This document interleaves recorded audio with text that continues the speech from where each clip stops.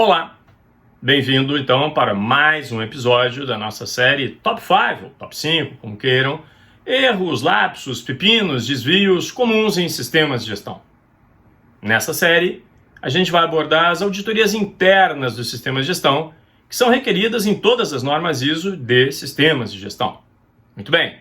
Número 5.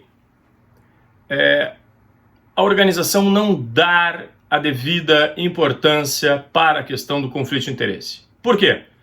Provavelmente por uma questão de paradigma, ela considera que conflito de interesse se aplica apenas às auditorias externas, quando na realidade, isso já vem do anexo SL, imparcialidade e objetividade do processo de auditoria interna devem ser assegurados.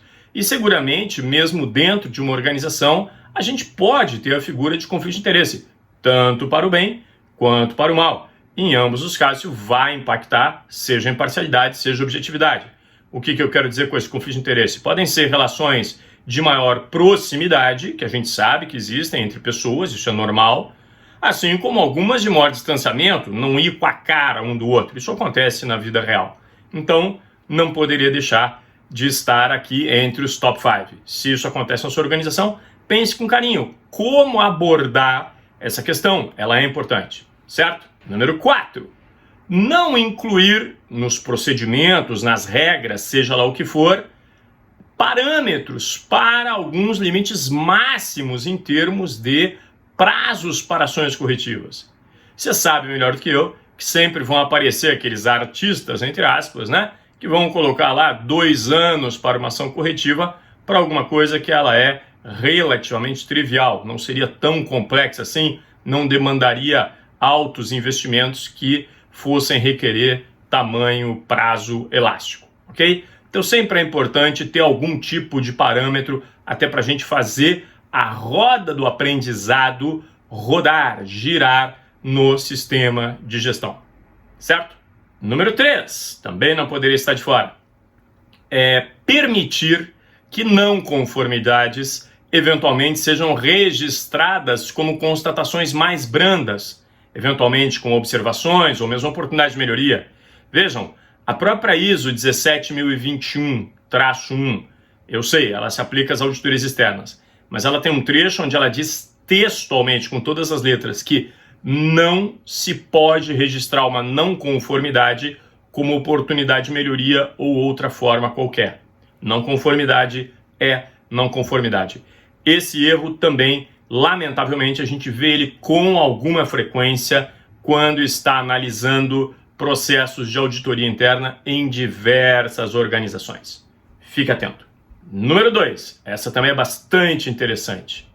Vejam, em todas as normas de sistemas de gestão da ISO, elas sempre dizem que a periodicidade, a própria duração, o planejamento da auditoria, ele deve ser feito levando-se em consideração, no mínimo, os resultados das auditorias anteriores e a importância do processo a ser auditado.